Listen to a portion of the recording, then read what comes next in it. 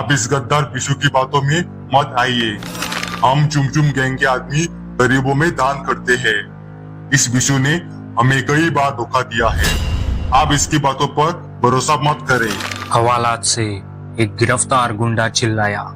Inspector Dhanraj ने गुस्से में जवाब देते हुए बोला, चुप रहो, जब तुम्हारी बारी आएगी तब तुम्हें बोलने का मौका दिया जाएगा।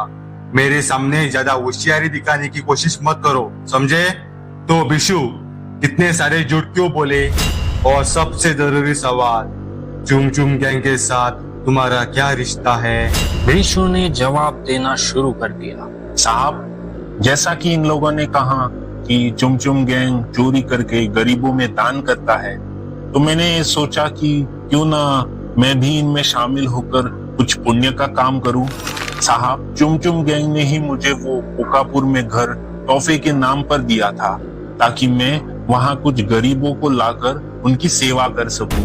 तभी हवालात से फिर एक गुंडे ने बात काटते हुए कहा, झूठ, बिल्कुल झूठ। इंस्पेक्टर साहब, चुमचुम गैंग ने विशु को कुछ पैसे दिए थे वहाँ स्कूल बनवाने के लिए, लेकिन इस गद्दार ने उन पैसों से खुद के लिए एक आलीशान घर खरीद लिया और इसी वजह से हमने उसे पूछताछ करने के लिए कोकापुर के पीछे वाले जंगल में बुलाया था, ये जानने के लिए कि इसने हमारे साथ इतना बड़ा धोखा क्यों किया है। इसे सुनते ही इंस्पेक्टर धनराज ने अपनी सर्विस गन निकाली, उसे अनलॉक किया और डेस्क पर रखते हुए कहा, अब अगर तुम्हारे मुंह से एक और शब्द भी निकला तो कसम वर्दी की या इसी वक्त दोनों को ठोक दूंगा। किसी को पता भी नहीं चलेगा कि तुम दोनों के साथ क्या हुआ। इंस्पेक्टर धनराज का ये जवाब सुनते ही दोनों गुंडे डर गए और उनके चेहरे पर पसीना आ गया। इंस्पेक्टर धनराज ने इशारे से बिशु को बयान जारी रखने को कहा। बिशु कुछ कहने ही वाला था कि अचानक पुलिस स्टेशन की लाइट झपकने लगी। सभी चौंक गए कि यह क्या हो रहा है। इंस्पेक्टर धनराज ने अपनी गन हाथ में ली और अलर्ट हो गए। अगले ही पल पूरे पुलिस स्टेशन में अंधेरा छा गया और कहीं से कोई आया और हवा में कुछ स्प्रे करके चला गया। अगले 5 मिनट तक सभी बेहोश हो गए। जब उस बेहोशी के स्प्रे का असर खत्म हुआ तो इंस्पेक्टर धनराज ने देखा कि हवालात के ताले खुले हुए और दोनों गुंडे गायब, साथ ही बिशु के पेट में गोली लगी हुई। इंस्पेक्टर धनराज ने तुरंत बिशु की ओर भागते हुए बेवड़े को पुलिस जीप लाने का आदेश दिया। इंस्पेक्टर धनराज ने बेहोश बिशु को उठाया, वैन में रखा और पूरी रफ्तार से पास के इमरजेंसी हॉस्पिटल की ओर दौड़ पड़े। खुशकिस्मती से डॉक्टरों ने बिशु की गोली निकालकर उसकी हालत स्थिर कर दी। उसे कुछ घंटों के लिए आईसीयू में रखा गया। इंस्पेक्टर धनराज ने खुद से कहा, हे भगवान, इस बिशु के बच्चे को किसी तरह बचा लो। इस केस में इसका जिंदा रहना बहुत जरूरी है। इसी बीच इंस्पेक्टर ने विकास को कॉल करने की कोशिश की, जो जमन फूड कॉलोनी में ड्यूटी पर था, लेकिन उसका फोन नेटवर्क से बाहर था। फिर उन्होंने बेवड़े को कॉल करके कहा, बेवड़े सुनो, तुम कुछ फोर्स लेकर जमन फूड कॉलोनी जाओ। उस फोर्स में से आधी फोर्स वहाँ तैनात रखो और विकास को लेकर जितना जल्दी हो सके पुलिस स्टेशन पहुंचो। इंस्पेक्टर धनराज ने अस्पताल में बिशु की सुरक्षा के लिए 2 अधिकारियों को तैनात किया और फिर अपने कुछ व्यक्तिगत काम के लिए पास के इलाके में चले गए। कुछ घंटों बाद जब इंस्पेक्टर वापस लौटे तो उन्होंने डॉक्टर से बिशु की स्थिति के बारे में पूछा। डॉक्टर ने आश्वासन दिया कि बिशु अब खतरे से बाहर है और वे उससे बात कर सकते हैं। इंस्पेक्टर धनराज ने राहत की सांस ली और बिशु के कमरे में गए।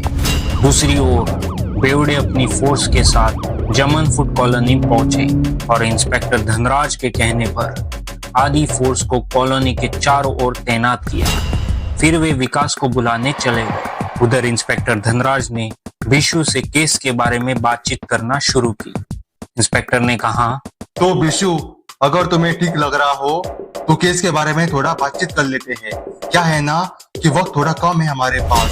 साहब, आपका बहुत बहुत धन्यवाद। अगर मैं जिंदा हूँ तो सिर्फ आपकी बदौलत। पिछले 24 घंटों में आपने मुझे 2 बार बचाया है। मैं आपका ये एहसान कभी नहीं भूलूंगा साहब। आप इस केस के बारे में जो जानना चाहते हैं, मैं सब कुछ सच सच बताने के लिए तैयार हूँ। तो बिशु, सबसे पहले ये बताओ कि इस चुमचुम गैंग का मकसद क्या है? साहब, चुमचुम गैंग एक ऐसी डकैतों की गैंग है जो किसी भी खजाने को उसके मालिक को हिप्नोटाइज करके लूटने की कोशिश करती है। जो भी मैंने आपको पुलिस स्टेशन में बताया वह सब झूठ था, क्योंकि मैं ये सारी बातें सिर्फ आपको बताना चाहता था, क्योंकि बहुत पहले मैं भी चुमचुम गैंग का हिस्सा था। मुझे बहुत सी ऐसी बातें पता है जो इन मामूली गुंडों को नहीं पता। तो इसका मतलब चंदू भी किसी खजाने का मालिक था? जी साहब, जमन फूड कॉलोनी में सबसे ज्यादा खजाना उसी के पास था। कॉलोनी के सारे लोगों ने अपना खजाना चंदू के पास सुरक्षित रखने के लिए दिया था और चंदू उसका इंचार्ज था। तो फिर चुमचुम गैंग ने चंदू को मरवाया क्यों? वो पूरा खजाना उनको आसानी से मिल जाता ना। एक बार चुमचुम गैंग ने किसी को हिप्नोटाइज कर दिया तो उस इंसान का मरना निश्चित है साहब, चाहे वो काम होने के बाद हो या उसके पहले। अच्छा, पर ये सब चुमचुम गैंग कैसे करती है? एक खास लॉकेट है जो कई साल पहले किसी पुराने खंडहर से इन लोगों ने हासिल किया था। उसी लॉकेट के जरिए ये गैंग अपने टारगेट को हिप्नोटाइज करती है और उसे फोन कॉल पर एक एक ऑर्डर देती रहती है जब तक कि काम खत्म ना हो जाए। पर ये चुमचुम गैंग तुम्हारे पीछे कब से पड़े हैं? साहब, मेरी सबसे बड़ी गलती ये थी कि मैंने चुमचुम गैंग के साथ गद्दारी की थी अपने लालच में आकर। इस गैंग के लीडर ने मुझे कुछ एडवांस पैसे दिए थे चंदू पर नजर रखने के लिए, और जब खजाना पूरा मिल जाएगा तब उसका कुछ हिस्सा।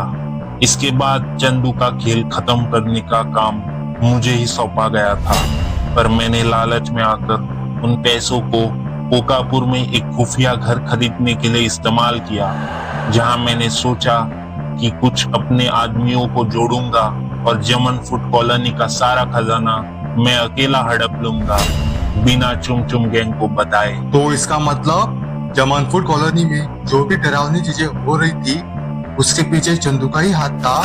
और इस चुमचुम गैंग का लीडर कौन है वैसे? इस चुमचुम गैंग का लीडर कोई और नहीं बल्कि जे है साहब, जे यानी जूनियर जॉनी। और रही बात जमन फूड कॉलोनी को डरावनी कॉलोनी बनाने की, तो आप बिल्कुल सही सोच रहे हैं साहब। मुझे उस दिन बेहोश करने के पीछे चंदू का ही हाथ था। वो बच्चे की हटे, उस मैडम की घड़ी चोरी करना, ये सब चंदू का ही किया धरा है साहब।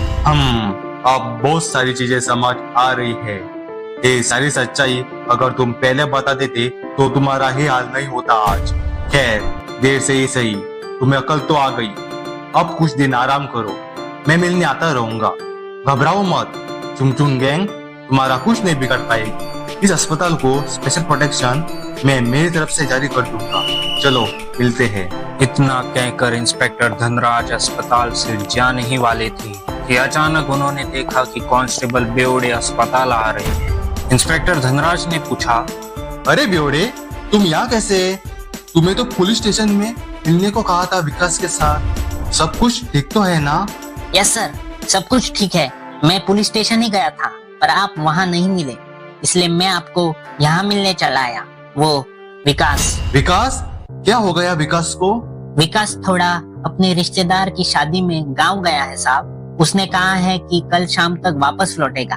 तब तक हमारी आधी टुकड़ी जमन फूड कॉलोनी में तैनात रहेगी। गुड, ये तो अच्छी बात है। चलो पुलिस स्टेशन चलते हैं। इंस्पेक्टर धनराज और कांस्टेबल बेवड़े अपनी फोर्स के साथ जीप में बैठकर पुलिस स्टेशन की ओर रवाना हो जाते हैं, पीछे बिशु के लिए स्पेशल प्रोटेक्शन फोर्स छोड़कर। रास्ते में बेवड़े एक अनजान चिट्ठी इंस्पेक्टर धनराज को सौंपते हुए माफी मांगता है कि वह पहले इसकी जानकारी देना भूल गए। इंस्पेक्टर धनराज चिट्ठी खोलते हैं और पढ़ते हैं। कुछ ही पलों में उनके चेहरे पर चौंकाने वाले भाव आ जाते हैं और कहते हैं, बेवड़े, ये हैंडराइटिंग तो जानी पहचानी सी लग रही है। क्या? हे भगवान, बेवड़े! इंस्पेक्टर धनराज की यह बात सुनकर बेवड़े तुरंत गाड़ी रोकता है और पूछता है, क्या हुआ सर?